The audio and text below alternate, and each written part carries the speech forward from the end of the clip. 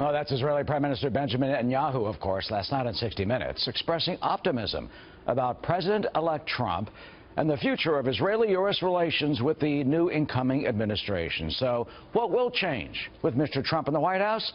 Former Arkansas Governor Mike Huckabee joins us now, former presidential candidate and Fox News contributor. Governor, always good to see you. The Prime Minister seemed especially welcoming and warm to Mr. Trump. Some would say a bit of a contrast to recent years. Well, I'm guessing that in the Prime Minister's office there is a calendar, and every day that gets closer to January 20th, there's an X that goes on that date, looking forward to a new relationship, because the Obama administration has been hostile toward Israel. Hostile. It's not just that they've been indifferent, but they've spent more time condemning Israel for building bedrooms in Judea and Samaria than they have trying to condemn Iran for attempting to build bombs. This is outrageous. And they have constantly harangued Israel, which is our best friend in the Middle East, the most stabilizing force in the Middle East, and it's an irrational position that the Obama administration has taken. So I'm sure that not just the Prime Minister, but citizens around Israel are celebrating that the end of this very hostile regime of Barack Obama is coming to an end. Well, some would say the settlements that have been increasing, the building that continues, threaten the peace process. No, I'll tell you what threatens the peace process is the Palestinians never being held accountable for continuing to push in their education systems the celebration of terrorism, to celebrate the murder of Jews. We'll never have a peace in the Middle East as long as there is an unwillingness of the Palestinians to acknowledge the right of Israel to exist. And the so-called settlements, these are neighborhoods and communities. These are well-established communities in land that, frankly, Israel has every legal and moral right to claim. Judea and Samaria are a part of the historic land of the Jews. I'm not Jewish, but I've been to Israel so many times I've lost count, going back to 1973.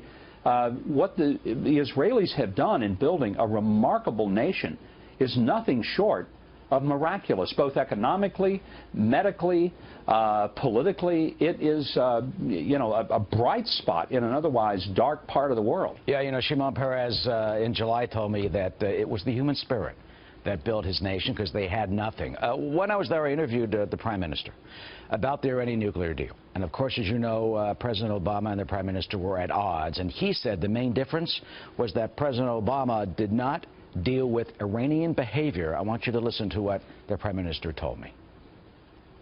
If you're going to lift restrictions on Iran's nuclear programs, you should do it by conditioning the lifting of these restrictions on a change of Iranian behavior and not on a date certain on the calendar. And that was essentially the difference. And they haven't changed the behavior? No.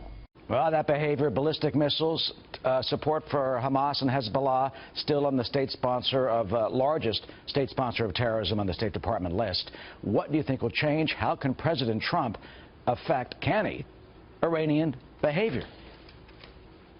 Well, for one thing, he can be very clear that he's not going to tolerate the continued military buildup of Hezbollah Hamas. I mean, we've got Hezbollah directly to the north of Israel, able to fire missiles and hit Israel within minutes. There's no margin of error for the Israelis. This is what a lot of people don't understand.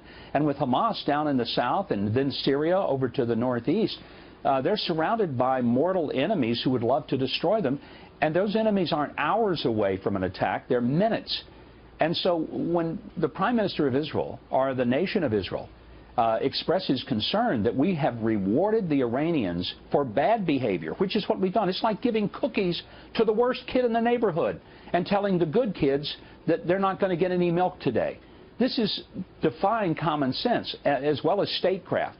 And so I have to believe that if Donald Trump just shows up and recognizes the difference between good and evil, Israel is in a better place, and frankly, so is the rest of the world. I've often said, Eric, that Obama is the only person I know who could watch a 50s-style Western, and he still wouldn't be able to tell who the good guys and the bad guys are. There are good guys, there are bad guys in the Middle East, and he doesn't seem to know the difference. And quickly, Governor, your name's been mentioned as a possible ambassador. You've said there are other uses for your talents. What do you think? That's Donald Trump's decision to make, and I'll leave it to him, because he's the only person who's the president-elect, the only person who gets to make those decisions. And so we'll see what he decides and what he thinks is best for the country.